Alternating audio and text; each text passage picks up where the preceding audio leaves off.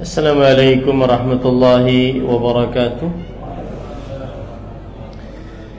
Bismillahirrahmanirrahim. Innal hamdalillah nahmaduhu wa nasta'inuhu wa nastaghfiruh wa na'udzu billahi min shururi anfusina wa sayyiati a'malina. Man yahdihillahu fala mudilla lahu wa man yudlil fala hadiya lahu. وأشهد أن لا إله إلا الله وحده لا شريك له وأشهد أن محمدا عبده ورسوله. يا أيها الذين آمنوا اتقوا الله حق تقاته ولا تموتن إلا وأنتم مسلمون. يا أيها الناس اتقوا ربكم الذي خلقكم من نفس واحدة وخلق منها زوجها وبث منهما رجالا كثيرا ونساء واتقوا الله الذي تساءلون به والأرحام إن الله كان عليكم رقيبا. يا أيها الذين آمنوا اتقوا الله وقولوا قولا سديدا يصلح لكم أعمالكم ويغفر لكم ذنوبكم ومن يطع الله ورسوله فقد فاز فوزا عظيما. أما بعد فإن أصدق الحديث كتاب الله وأحسن الهدي هدي محمد صلى الله عليه وعلى آله وسلم وشر الأمور محدثاتها وكل محدثة بدعة وكل بدعة ضلالة وكل ضلالة في النار. Alhamdulillah, kita bersyukur pada Allah Subhanahu wa ta'ala pada hari ini malam 1 Zulhijjah 1445 Hijriah bertepatan dengan 7 Juni 2024. Kita dimudahkan oleh Allah Subhanahu wa ta'ala untuk duduk bersama mengkaji ayat-ayat suci Al-Quran dan hadis dari Rasul sallallahu alaihi wa ala alihi wasallam dalam sebuah kajian dengan tema A'mal Ashri Dzulhijjah wa Ahkam Haul al-Adahi. Amalan yang dianjurkan pada 10 hari pertama bulan Dzulhijjah dan hukum seputar berkurban. Ahibati fillah, afanillah wa iyyakum. Bapak Ibu, saudara-saudari yang saya cintai karena Allah, jamaah Masjid An-Nur Akaba yang semoga selalu diberikan afiat oleh Allah Subhanahu wa ta'ala. Pada kesempatan kali ini kita membahas tentang amalan-amalan di 10 hari pertama bulan Dzulhijjah. Sebagaimana kita ketahui bersama bahwa Rasulullah sallallahu alaihi wa ala alihi wasallam bersabda dalam hadis riwayat Imam Bukhari dan Muslim dari Abdullah bin Abbas radhiyallahu anhuma, "Ma min ayyamin al-'amalu as-salihu fiha ahabbu ilallahi min hadhil ayyam." Tidak ada hari-hari beramal saleh di dalam hari-hari tersebut lebih dicintai oleh Allah dari hari-hari ini, yakni ayyam al-ashr, yaitu hari-hari 10 hari pertama bulan Dzulhijjah. Kemudian para sahabat bertanya, "Ya Rasulullah, walal jihadu fi sabilillah." Wahai Rasulullah sallallahu alaihi wa alihi wasallam, tidak juga berjihad di jalan Allah pahalanya mengalahkan pahala beramal saleh di 10 hari pertama bulan Dzulhijjah. Begitukah? Kemudian Nabi Muhammad sallallahu alaihi wa alihi wasallam menjawab, walal jihadu fi sabilillah. Tidak juga pahala berjihad di jalan Allah mengalahkan pahala beramal saleh di 10 hari pertama bulan Dzulhijjah. Illa rajulun kharaja bi nafsihi wa malihi falam yarji' min dzalika bi syai', kecuali seseorang yang mengorbankan nyawanya, hartanya, dan tidak pulang dengan sesuatu apapun. Hadis ini memberikan pelajaran. Yang pertama, dianjurkan memperbanyak amal saleh di 10 hari pertama bulan Dzulhijjah. Dan berdasarkan ketetapan Kementerian Agama, mulai malam ini kita sudah masuk tanggal 1 Dzulhijjah 1445 Hijriah dengan ditandai terbenamnya matahari, menunjukkan masuknya hari pertama dari bulan Dzulhijjah 1445 Hijriah. Sampai 10 hari ke depan, berdasarkan hadis tadi kita dianjurkan untuk memperbanyak amal saleh, karena amal saleh di dalam hari-hari ini sangat dicintai oleh Allah Subhanahu wa taala. Bahkan pahala beramal saleh di dalam hari-hari ini dapat mengalahkan pahala orang yang berjihad di jalan Allah Subhanahu wa taala. Padahal berjihad dalam agama Islam adalah puncak amalan Islam.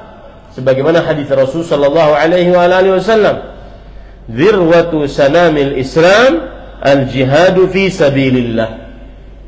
Puncak amalan dalam Islam adalah berjihad di jalan Allah Subhanahu wa taala.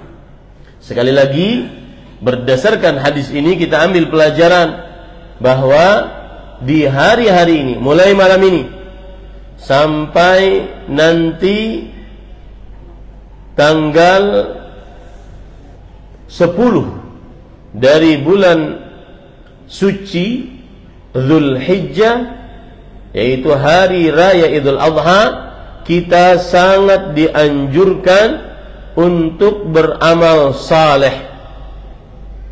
Beramal saleh, amal saleh di hari-hari ini paling dicintai oleh Allah Subhanahu wa taala. Dan mungkin sebagian sudah menjelaskan, tapi saya pengulangan tidak mengapa sebagai pengingat, dan sehingga masuk ke dalam sanubari, dalam qalbu, jadikan sebagai sebuah keyakinan, kemudian nanti diwariskan kepada anak cucu. Karena jujur saja, sebagian kaum muslimin tidak mengetahui keagungan 10 hari pertama bulan Dzulhijjah ini. Sebagian kaum muslimin belum mendalami 10 hari pertama bulan Dzulhijjah ini. Contoh misalkan hadis Rasul sallallahu alaihi wasallam bersabda, "Afdalu ayyamid dunya ayyamul 'ashr." Hari yang paling afdal sedunia semenjak adanya dunia sampai hari kiamat adalah 10 hari pertama dari bulan Dzulhijjah. 10 hari pertama dari bulan Dzulhijjah. Bahkan Allah Subhanahu wa taala bersumpah dengan 10 hari pertama bulan Dzulhijjah. Dan Allah Al-Azim la yuqsimu illa bi'azim. Allah Maha Agung tidak menyebutkan di dalam sumpahnya kecuali hal-hal yang agung. Allah berfirman dalam surah Al-Fajr, "Wal fajri wa layalin 'ashr." Demi waktu fajar dan demi malam-malam yang 10. Abdullah bin Abbas radhiyallahu anhuma, ahli tafsir di generasi sahabat, Imam Mujahid, Imam Qatadah, Imam Suddi, Imam Sufyan bin Masruq al-Thawri, ulama-ulama tafsir generasi tabi'in, tabi'ut tabi'in, dan ulama-ulama tafsir setelah para salafus saleh, bersepakat bahwa walayalin ashar, demi malam-malam yang 10, maksudnya adalah ayyamul ashri dzulhijjah, 10 hari pertama dari bulan Dzulhijjah. Ini menunjukkan bahwa 10 hari pertama bulan Dzulhijjah adalah hari-hari yang agung di sisi Allah, bahkan hari-hari yang paling agung di sisi Allah Subhanahu wa taala. Mengalahkan 10 hari pertama bulan Ramadan.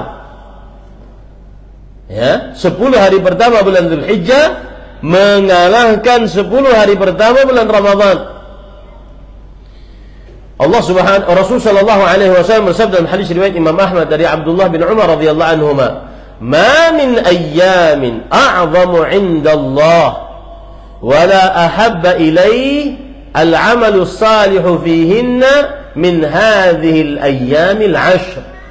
Tidak ada hari-hari yang paling agung di sisi Allah dan paling dicintai oleh Allah untuk beramal saleh di dalamnya selain 10 hari pertama bulan Dzulhijjah. Maka tanamkan di dalam kalbu yang barusan tahu, yang sudah tahu tapi melupakan, kemudian jadikan sebagai sebuah keyakinan. Setiap tahun mendapati 10 hari pertama bulan Dzulhijjah, maka ini bukan hari-hari sembarangan. Ini hari-hari mulia. Ini hari-hari agung yang diagungkan oleh Allah Subhanahu wa taala. Ini hari-hari yang merupakan syiar Islam.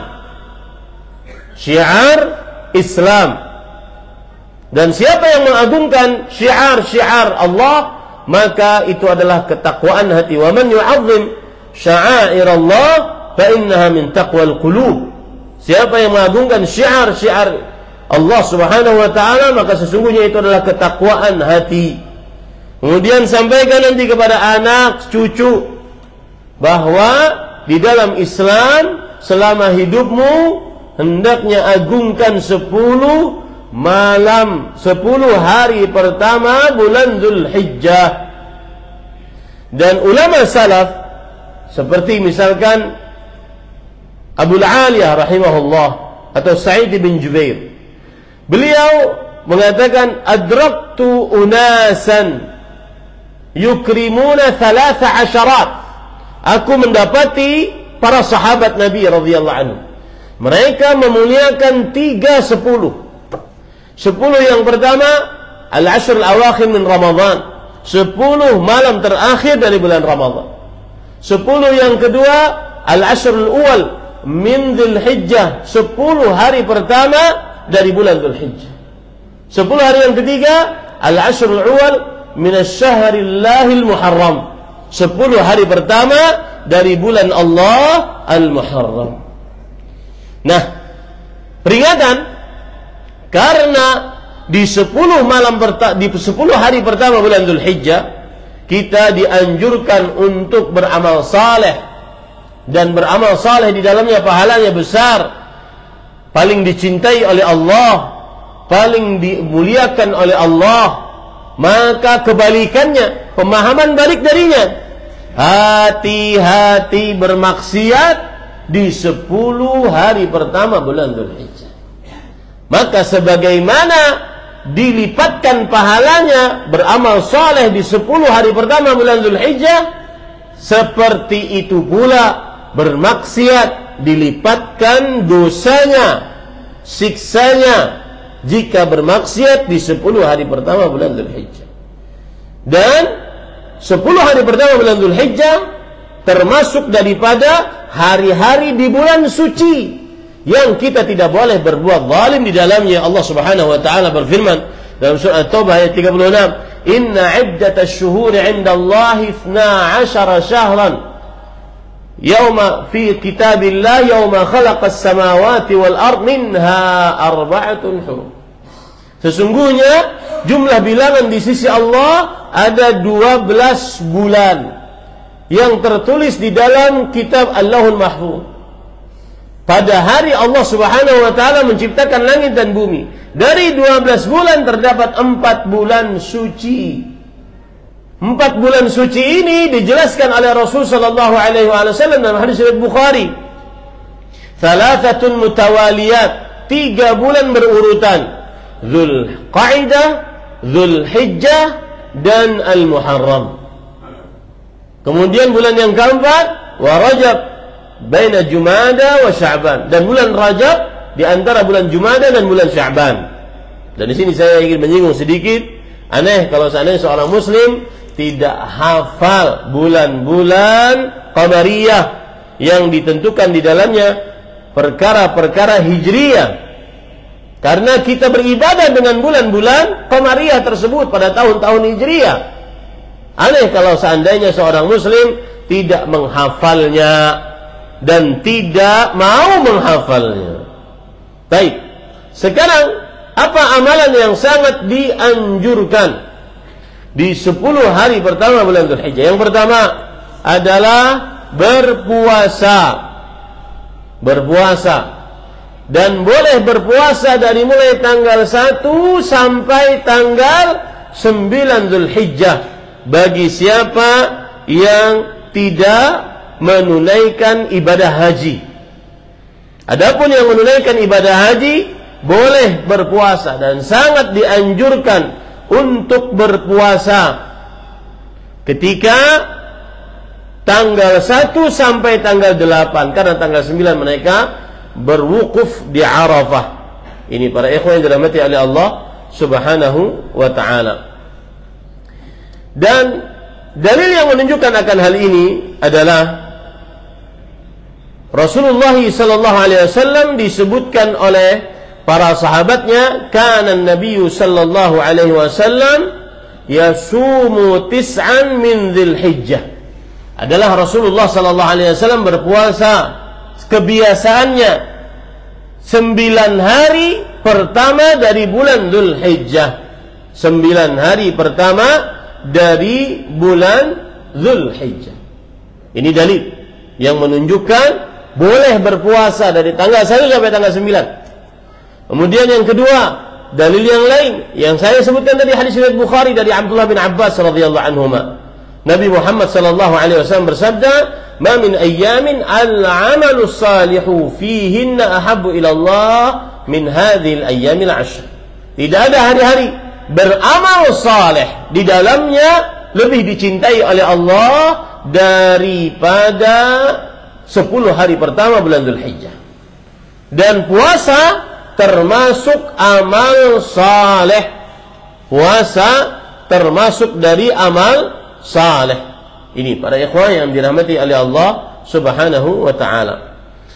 Dan lihat perkataan-perkataan para ulama yang menunjukkan bahwa dianjurkannya dengan sangat untuk berpuasa di 10 hari pertama bulan Dzulhijjah, terutama dari tanggal 1 sampai tanggal 9, terutama yang tidak menunaikan ibadah haji. Dan ini harus disebarkan di tengah kaum muslimin agar puasa-puasa yang bid'ah, yang tidak ada contohnya, tidak ada asalnya dari syariat Nabi Muhammad SAW, hilang di tengah kaum muslimin, diganti dengan puasa-puasa yang sunnah.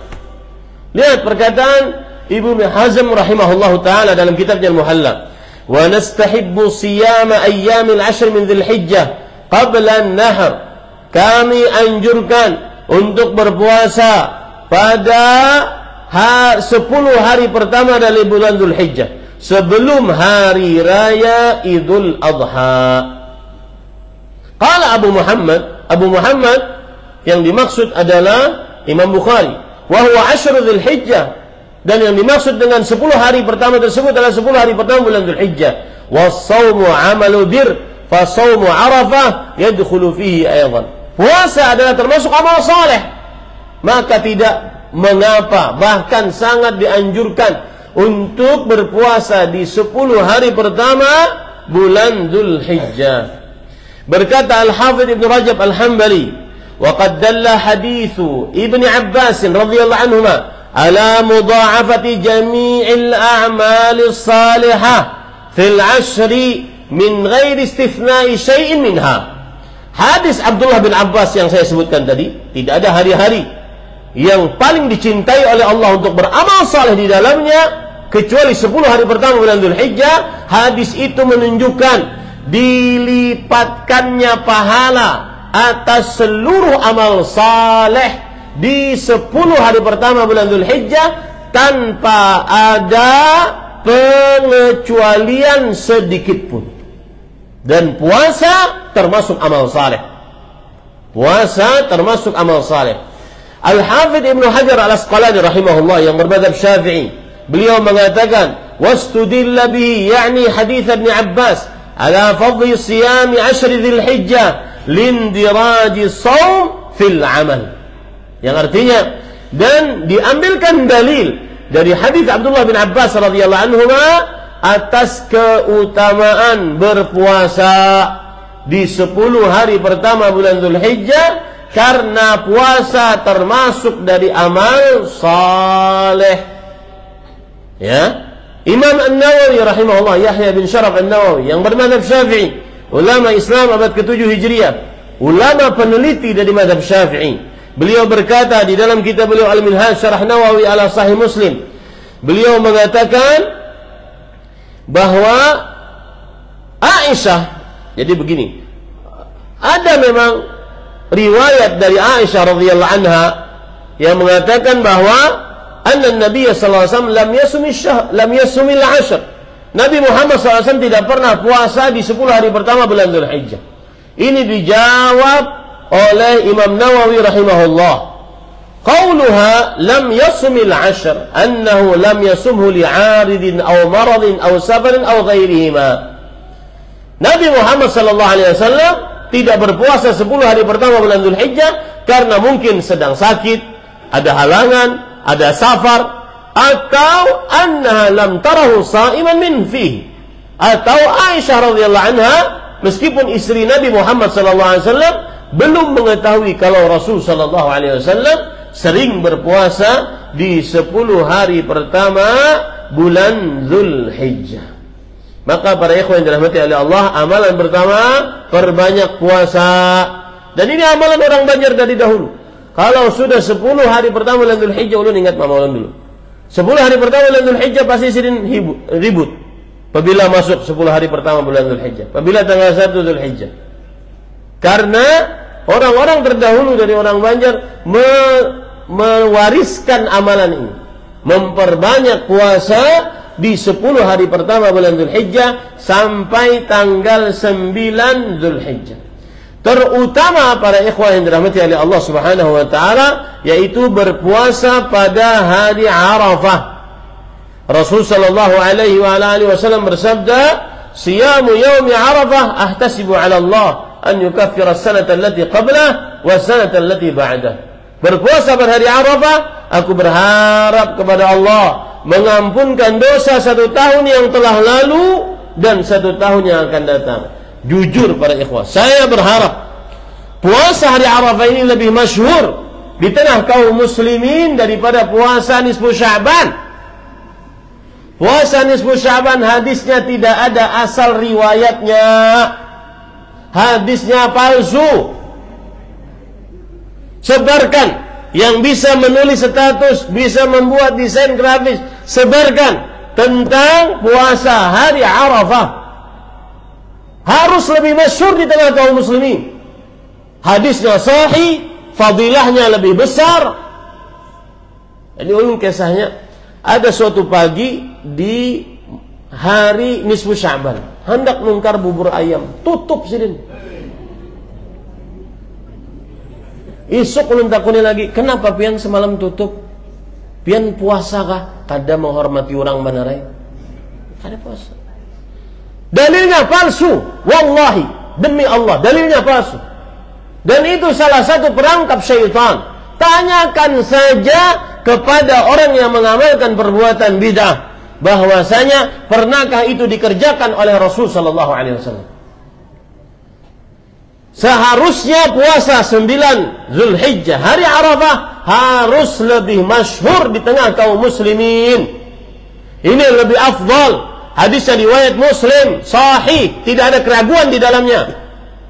Dan Imam An-Nawawi rahimahullah mengatakan, yustahabbu siyamuhu istihbaban syadidan. Ini yang bermadzhab Syafi'i. dianjurkan berpuasa tanggal 9 Zulhijjah, hari Arafah. Bagi siapa yang tidak berhaji, dianjurkan dengan anjuran yang sangat tegas. Kalau seandainya tahun ini berarti kita puasa hari Arafahnya hari Ahad depan. Bukan Ahad ini, Ahad depannya lagi, tanggal 16 dari bulan Juni 2024. Sebarkan itu di tengah kaum muslimin. Saya tidak menganjurkan untuk tutup warung nasi kuning, ya, karena boleh saja, karena dia hukumnya sunnah. Cuma sebarkan kebiasaan itu, bahwasanya Nabi Muhammad SAW sangat menganjurkan berpuasa hari Arafah. Berpuasa hari Arafah. Kemudian amalan yang kedua, yaitu dalam hadis, amalannya adalah memperbanyak takbir, tahmid, tasbih, tahlil.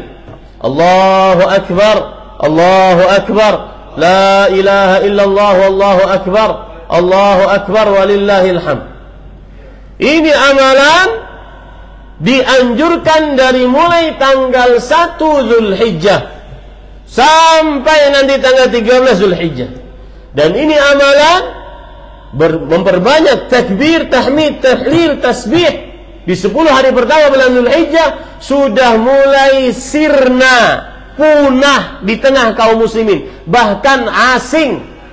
Saya berharap tuh ada orang yang, kalau seandainya kita dulu di Arab Saudi 10 hari pertama bulan Zulhijjah, ada yang bawa toa pakai mobil, takbir di jalan-jalan. Dan itulah kebiasaan para sahabat Nabi radhiyallahu anhu. Kana Umar bin Al-Khattab wa Abu Hurairah radhiyallahu anhuma yakhrujani ila as-suq fayukabbiran wa yukabbiru ahla as-suq bitakbirihima fayartajja as-suq bitakbir. Hadis riwayat Bukhari adalah Umar bin Khattab, Abu Hurairah radhiyallahu anhuma pergi, kedua-duanya pergi ke pasar bertakbir di 10 hari pertama bulan Zulhijjah. Kemudian orang-orang yang di pasar akhirnya ingat bahwa ini adalah amalan yang sangat dianjurkan. Akhirnya mereka ikut bertakbir. Akhirnya takbir menggema di pasar-pasar. Ya, saya pesani yang duduk-duduk di pasar, setel takbir. Setel takbir. Ulun di rumah, seperti kalau hari-hari seperti ini, untuk kalahkan tape halus, kemudian setel takbir. Mau tidak mau kita akhirnya bertakbir, karena ini sunnah Nabi yang hampir punah di tengah kaum muslimin. Rasul sallallahu alaihi wasallam bersabda dalam hadis riwayat Imam Ahmad dari Abdullah bin Umar radhiyallahu anhuma, "Ma min ayyamin a'zamu 'inda Allah wa la ahabba ilayhi al-'amalu as-salihu fihinna فأكثروا من هذه الأيام العشر فأكثروا فيهن من التهليل والتكبير والتسبيح والتحميد." Tidak ada hari yang paling agung di sisi Allah dan paling dicintai oleh Allah untuk beramal saleh di dalamnya kecuali 10 hari pertama bulan Zulhijjah. Maka perbanyaklah di dalamnya mengucapkan tasbih, tahmid, takbir, tahlil. Allahu Akbar, Allahu Akbar, la ilaha illallah, wallahu akbar, Allahu Akbar, walillahil hamd. Sambil berjalan, berdiri, duduk, berbaring, di rumah, di pasar, di jalan, naik motor, naik mobil, di parkiran, di mana saja bertakbir, kecuali tempat-tempat yang terlarang untuk berzikir kepada Allah Subhanahu wa taala. Sebarkan takbir di hari-hari ini. Karena itu sunnah Rasul sallallahu alaihi wasallam yang hampir punah, bahkan saya usul kepada DKM Masjid An-Nur. Ya, kalau seandainya ada pengajian antara maghrib dan isya, takbiran. Paling pian disambati Wahabi. Ya, takbiran. Ya, ini para ikhwan yang dirahmati oleh Allah Subhanahu wa taala. Paling kena dipadahi, oh hari raya masih lawas, kenapa berdahulu? Ya. Kadang para ikhwan yang dirahmati oleh Allah Subhanahu wa taala, an-nasu a'da ma jahilu. Manusia itu musuh dari apa yang dia bodohi. Karena tidak tahu, akhirnya jadi musuh. Dan lebih parah lagi, amalan yang tidak ada asal syariatnya dari Nabi Muhammad SAW tersebar di tengah kaum muslimin, di tengah umat Nabi Muhammad SAW, dianggap sebagai amalan sunnah. Sedangkan amalan sunnah dianggap sebagai amalan yang asing, yang aneh, yang belum pernah dikerjakan oleh Rasulullah SAW. Padahal itulah syariat Nabi Muhammad SAW. Kemudian, para ikhwan yang dirahmati oleh Allah, termasuk amal saleh yang harus kita kerjakan juga adalah berkurban. Jumhur ulama mengatakan, siapa yang sanggup untuk berkurban, maka disunnah muakkadahkan untuk berkurban. Ini pendapat jumhur, mazhab Syafi'i, mazhab Hambali, pendapat jumhur. Adapun Imam Abu Hanifah, Imam Malik, Imam Laits bin Sa'ad, Imam Sufyan bin Sa'id bin Masruq Ats-Tsauri, dan imam-imam lainnya mengatakan hukumnya wajib bagi siapa yang mampu. Dan saya lebih condong kepada pendapat ini. Kenapa? Karena Rasulullah sallallahu alaihi wasallam bersabda dalam hadis yang diriwayatkan oleh Imam Ahmad, "Man wajada si'ah," dalam riwayat As-Sa'ah, siapa yang mendapati kelapangan rezeki, falam yudhi fala yaqrabanna musallana, lalu dia tidak berkurban, maka jangan dekati sekali-kali masjid-masjid kita. Ancaman keras bagi yang mampu dan tidak berkurban. Kemudian Rasul sallallahu alaihi wasallam juga bersabda, "Ya ayyuhan nas, inna ala kulli ahli baitin fi kulli 'am udhiyah." Wahai manusia, sesungguhnya di setiap rumah penghuninya hendaknya di setiap tahunnya berkurban. Salah seorang dari penghuninya hendaknya di setiap tahunnya berkurban. Ala kulli ahli baitin. Ala itu menunjukkan kepada sighatul amr, perintah, redaksi untuk perintah. Maka pendapat yang saya lebih condong kepadanya pendapat Imam Abu Hanifah, Imam Malik, apabila seseorang sanggup untuk berkurban maka hukumnya wajib berkurban. Apalagi ini dicontohkan oleh Rasul sallallahu alaihi wasallam. Abdullah bin Umar radhiyallahu anhu bercerita, aqama an-nabiy sallallahu alaihi wasallam fil Madinati 10 sinin yudhhi. Adalah Nabi Muhammad sallallahu alaihi wasallam, beliau berdiam di kota Madinah selama 10 tahun. Setiap tahunnya berkurban. Setiap tahunnya berkurban. Maka kurban adalah syiar Islam. Kurban adalah syiar Islam. Allah Subhanahu wa taala berfirman dalam Al-Qur'an, "Wal budna ja'alnaha lakum min sya'airillah." Dan menyembelih kurban kami jadikan bagi kalian itu adalah syiar-syiar Allah Subhanahu wa taala. Agungkan syiar-syiar Islam. Bahkan saya pernah ke beberapa daerah negara minoritas Islam. Mereka mengatakan, "Ustaz, di sini kami meskipun minoritas bisa untuk berkurban." Maka saya katakan, berarti Anda bisa mengerjakan syariat Islam. Karena salah satu syiar Islam adalah bisa berkurban. Maka para ikhwah, terutama yang anak-anak muda, ya, yang mana penyakit di zaman sekarang anak-anak muda, saya baru diberitahu ini, bahwa anak-anak muda salah satu penyakit mereka gara-gara ingin hidup gaya tinggi, koyok, ingin koyok. Apa? Pinjol. Anak lulusan SMA pinjolnya sudah 500 juta. Inna lillahi wa inna ilaihi raji'un. Dan hati-hati itu, Pak. Mungkin itu anak-anak pian, na'udzubillah. Hati-hati. Atau mungkin karena Allah dapat berita itu bini-bini pian. Karena ternyata yang banyak melakukan pinjaman online dan itu riba tanpa ada keraguan di dalamnya adalah para istri yang disuruh oleh yang disuruh membayar para suami karena pakai KTP suami. Hati-hati itu. Ini gara-gara tersebar di media sosial. Kalau umur 20-an tahun, 25 tahun belum punya tabungan 100 juta, maka kada main. Bahasa anak muda sekarang insecure, kada main. Ya, hati-hati para ikhwan. Lebih baik nabung. Ulun kemarin hitung 10.000. Kalau seandainya seorang nabung 10.000 per hari, 10.000 per hari, kali setahun dapat berapa? 3,6 juta. Kambing sini berapa? Siapa yang jual kambing? Hah? Para ikhwan dapat berkurban setahun.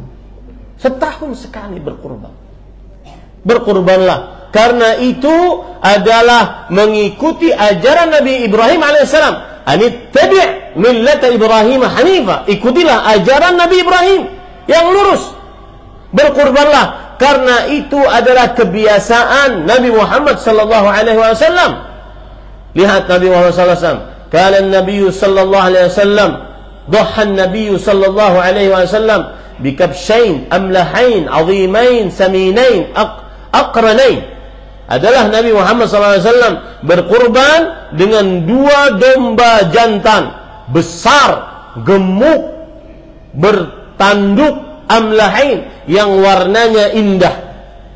Yaitu ada yang mengatakan amlahain semua bulu-bulunya putih kecuali pada kaki-kakinya hitam dan juga pada matanya hitam.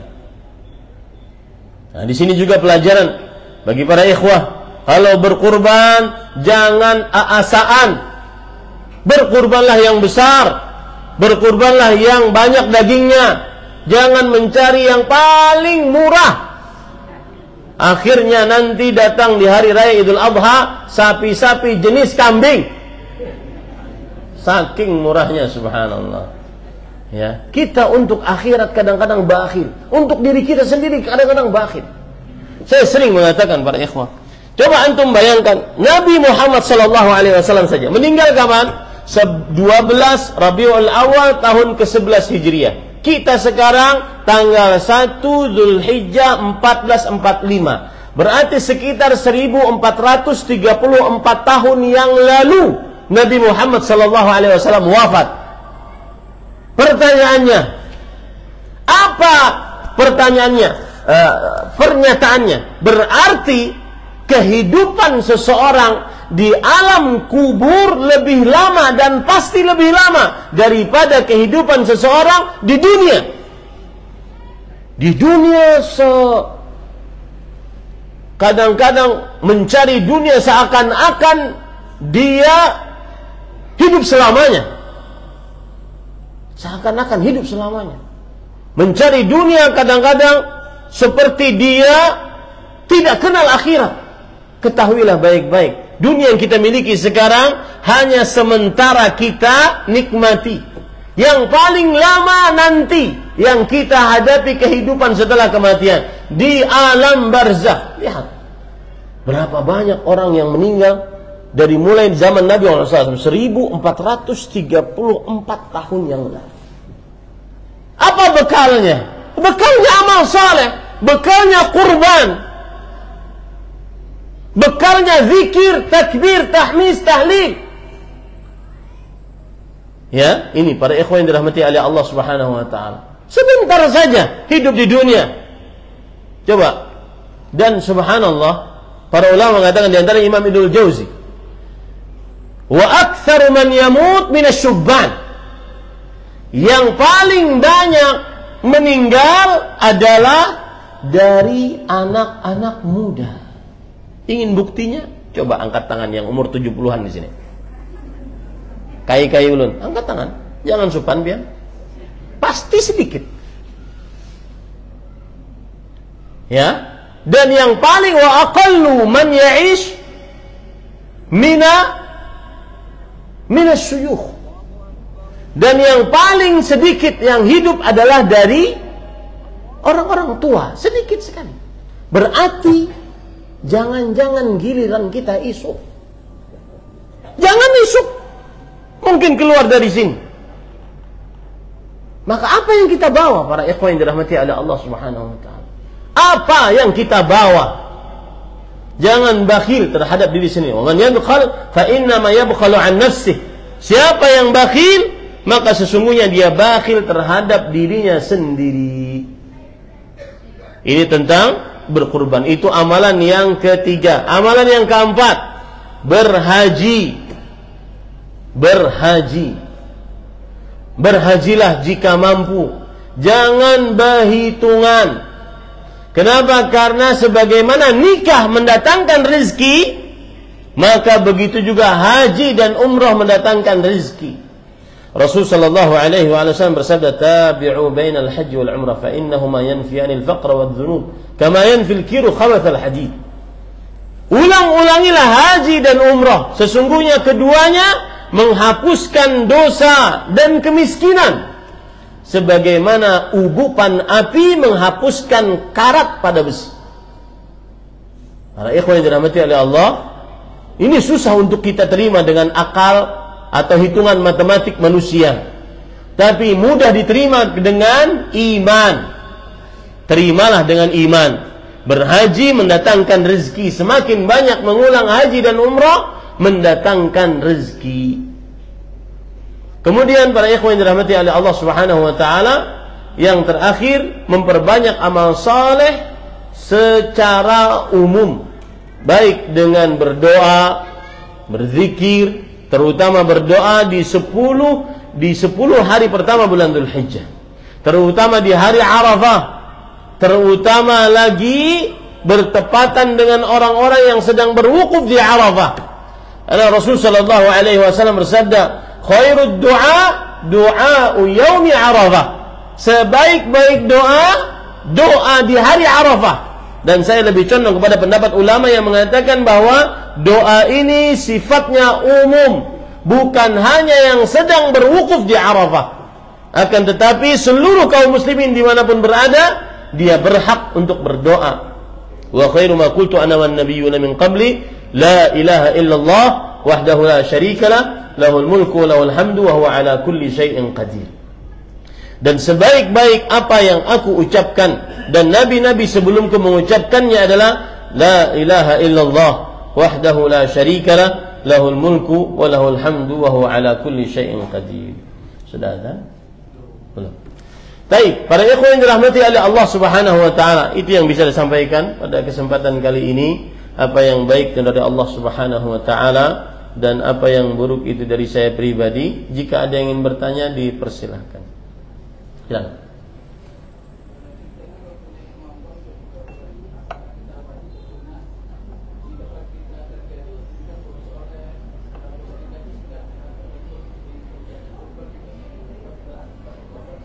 Baik, kita orang yang sanggup untuk berkurban, akan tetapi di tempat kerja kita dibayarkan oleh bos untuk berkurban, maka ini berarti rezeki nomplok. Munfian hendak 2 kali tidak mengapa. Ingat ya, misalkan nih, ulun berkurban di Masjid An-Nur Akaba, berkurban lagi di masjid mana, berkurban lagi di desa mana, tidak mengapa. Nabi Muhammad sallallahu alaihi wasallam ketika beliau berhaji, beliau menyembelih hadyu berapa banyaknya? Bawa ontanya berapa? 100. Yang beliau sembelih sendiri berapa? 63 onta. Menunjukkan bahwa ada orang yang sanggup untuk beli hewan kurban beberapa hewan, tidak mengapa. Ya, tidak mengapa. Misalkan nih, saya kemarin katakan, "Ustaz, itu ada uang saya transfer." "Oh, siapa? Untuk kurban ya, Pak?" "Ya." Kemudian saya kasih nama atas beliau. "Oh, enggak Ustaz, itu nama Ustaz aja." "Enggak, nama itu Ustaz aja. Saya sudah di mana-mana." Nah, berarti dia kurbannya banyak. Ini tidak mengapa. Tidak mesti satu orang, satu kambing, beli satu saja, padahal dia bisa sanggup 10. Tidak mengapa. Semakin banyak, semakin berpahala di sisi Allah Subhanahu wa taala. Ya, wallahu a'lam. Nah, ada lagi? Ya.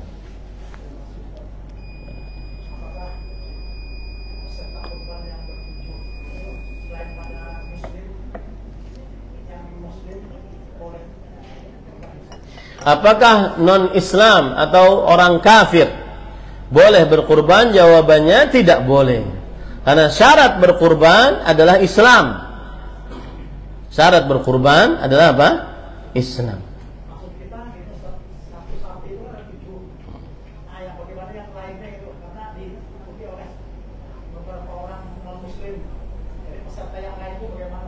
Peserta yang lainnya tetap sah kurbannya. Peserta yang lainnya tetap sah kurbannya.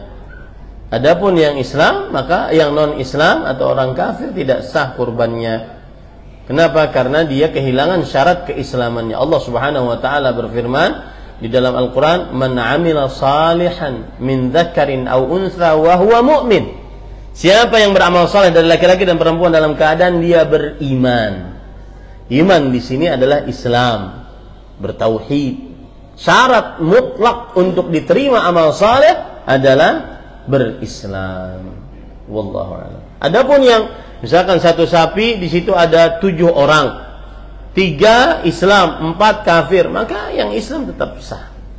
Wallahu a'lam. Nah, cukup? Satu lagi. Ada yang mengatakan berkorban satu ekor domba dapat dari sapi. Berkorban 1 ekor domba apakah lebih utama daripada ikut 1/7 sapi atau berkorban 1 sapi? Maka jawabannya adalah tidak ada dalil seperti pengetahuan saya yang mengatakan demikian. Kalau mungkin berdalil dengan hadis Rasul tadi, yang mana Nabi Muhammad sallallahu Anas bin Malik bercerita, "Dhahan Nabi sallallahu alaihi wasallam bi kabsh." Nabi Muhammad sallallahu alaihi wasallam berkurban dengan kabsh. Kabsh itu adalah domba jantan. Ya. Maka tidak mengapa dia mencontoh Rasul sallallahu alaihi wasallam, tapi dikatakan itu lebih afdal tidak. Karena yang lebih afdal bagaimana? Yang paling banyak apa? Daging. Ya, yang paling banyak dagingnya. Makanya di dalam hadis tadi disebutkan azimaini saminain. Domba yang besar dan gemuk. Untuk apa? Paling banyak dagingnya agar bisa dibagikan kepada orang fakir dan miskin. Ya, al-ba'is orang fakir disebutkan dalam Al-Qur'an. Wallahu a'lam. Sudah azan, kita cukupkan dengan kafaratul majlis. Subhanakallahumma bihamdik asyhadu an la ilaha illa anta astaghfiruka wa atubu ilaik. Wa sallallahu nabiyana Muhammad walhamdulillahi rabbil alamin. Wassalamu alaikum warahmatullahi wabarakatuh.